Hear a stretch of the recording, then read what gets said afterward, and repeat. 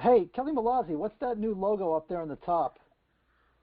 You know, if I was quicker, I'd come up with some really interesting take on that acronym. But I'm going to say the National Association of Print Leadership. I know, right?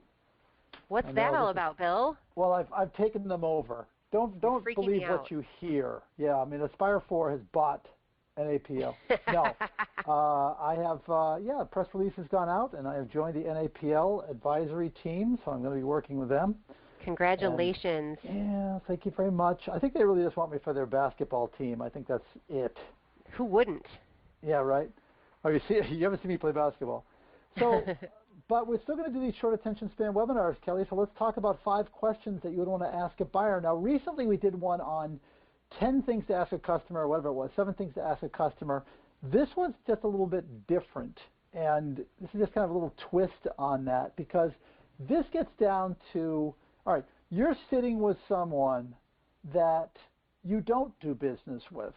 This Mhm. first question, this is something that you and I have talked about many, many times. This really resonates with the both of us.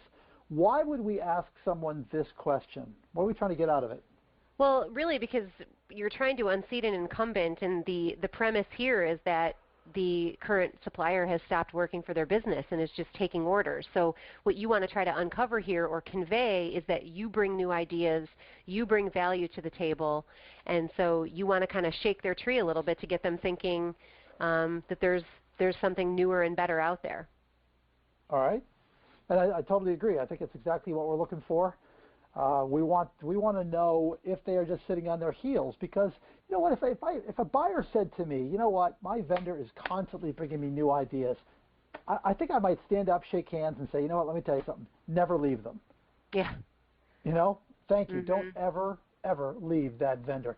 This next one is okay. Another good question to ask a buyer. Um, this is funny. I got an email on this today. How often do you want to hear from me? How do you want to hear from me?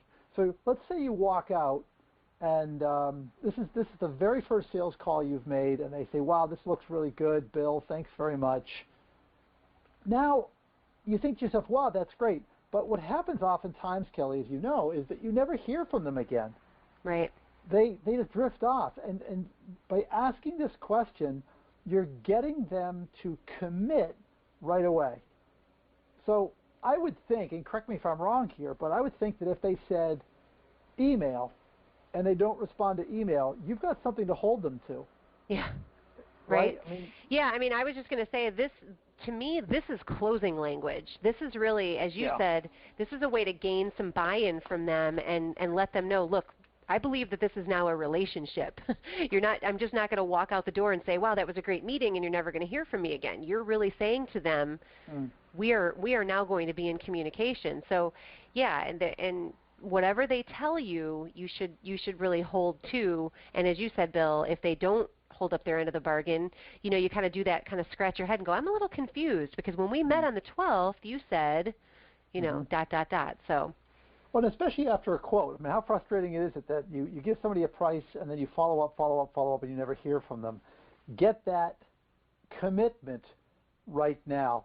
Now, Kelly, I hate to call anybody a liar, but if you ask this question of 100 buyers, don't you think they're all going to say, well, you know, it really depends? And I mean, does anybody really say we buy on price?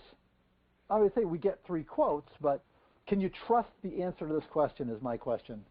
well, but I mean, what's important about this question, Bill, is that you're talking about their selling philosophy because your theory is that they buy or they should buy Mm. the way they sell. So what you're trying to say is, look, if your company's success is based on relationships, shouldn't your vendor relationships be the same way?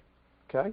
So All right? so again, you're trying to say, look, yes, you want to find value and you want to find a cheap price, or maybe you don't want to use that word actually, but really most importantly is you do need to develop relationships with people. So again, you're trying to kind of get them to say that with their customers, it's important to them to Yeah. sell on relationships. So that's what you would kind of expect them to do with their vendors as well. And I love this next one. What do you value most in a vendor? It's a good open-ended question, whereas number 3 is a closed-ended question. But this really gets the customer or prospect thinking about why. Why do I buy from that vendor? And the last one here, Kelly's like that. Okay, so now, why? What do you like about them? Under what conditions would you switch vendors?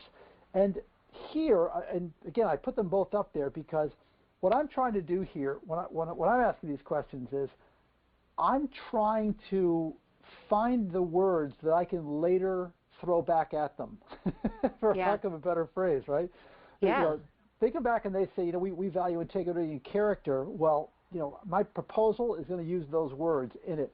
Key words like that is what I'm looking for. What might you expect for answers in either 4 or 5, Kelly? Typically, you're going to use words like trust, reliability, responsiveness, good value, fairness, things like that. These are the 1-2 punch of kind of, again, unseating an incumbent. I mean, this is really a way to provoke them a little bit and get them.